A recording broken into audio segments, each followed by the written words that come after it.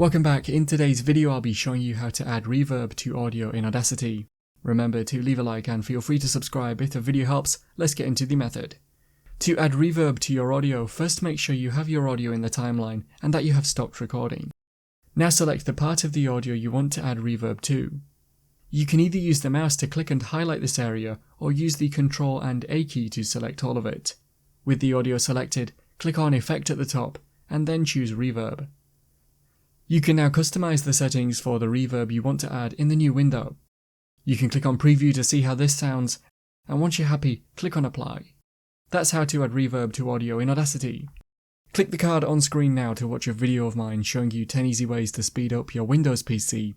If you have any questions, then let me know in the comments below, and if you did find today's video helpful, remember to leave a like and feel free to subscribe for more tips in the future. Be sure to stick around to see some of my other videos that you might be interested in. Thanks so much for watching, and I will see you in another video.